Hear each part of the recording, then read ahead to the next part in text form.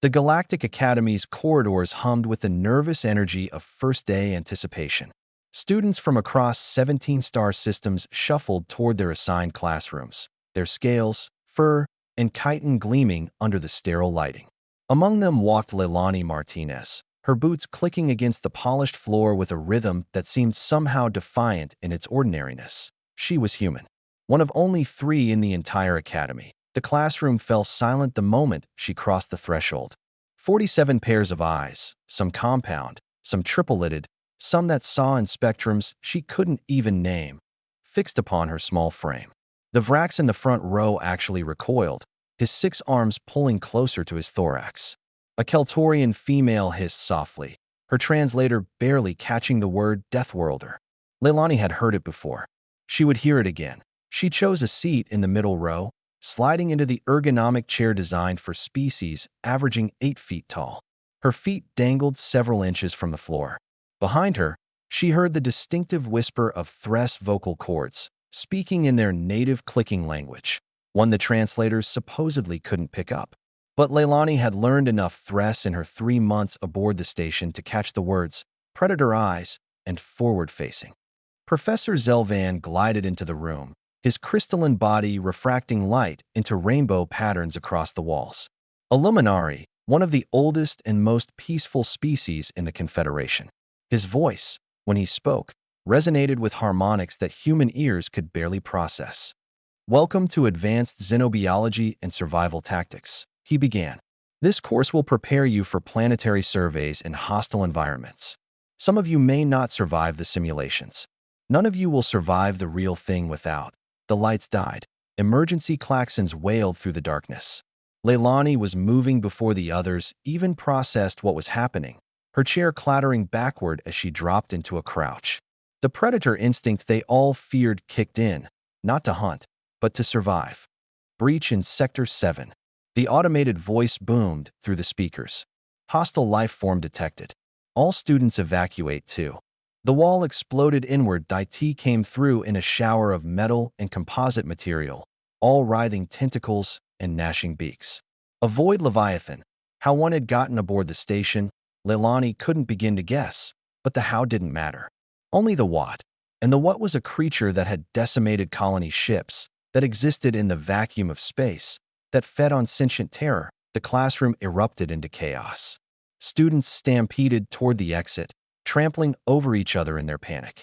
Professor Zelvan's crystalline form flickered with distress patterns, his usual composure shattered, and Leilani ran toward the monster. She grabbed a plasma cutter from the emergency tool locker, standard equipment in all academy rooms, meant for cutting through debris in case of hull breaches. Not meant as a weapon. But then again, humans had a history of improvisation. "Martinez, no," someone shouted behind her. August Chun, the only other human in her year. She'd met him once during orientation, both of them drawn together by the isolation of being surrounded by aliens who whispered about their species like they were bombs waiting to detonate. But she didn't stop. The Leviathan's tentacle lashed out, fast as lightning. Leilani was faster. She'd grown up on Titan, where gravity was a suggestion and reflexes meant the difference between breathing and explosive decompression. She rolled under the strike, came up slashing with the plasma cutter, severed the appendage in a spray of ichor that sizzled against the floor. The creature screamed, a sound that existed partially outside normal space-time, that made reality itself shudder. Students who hadn't yet escaped clutched their heads, several collapsing. But Leilani had trained for this. Earth's military didn't send its children to the stars unprepared. Another tentacle. She ducked, pivoted, drove the plasma cutter into what she hoped was a nerve cluster. The Leviathan thrashed, its bulk smashing through desks and walls. Somewhere in the chaos, she heard August's voice, directing the others to safety, his command cutting through their panic with the authority of someone who'd grown up in the Mars colonies, where every day was a fight against an environment that wanted you dead. The creature oriented on her, all its eyes focusing, recognizing her as the threat. Its beak opened wide enough to swallow her whole. Leilani jumped, not away, toward. Into its maw, plasma cutter blazing, driving deep into soft tissue, pulling the trigger and not letting go even as the heat scorched her hands, even as the creature's death throes threatened to crush her. even as every survival instinct screamed at her to flee.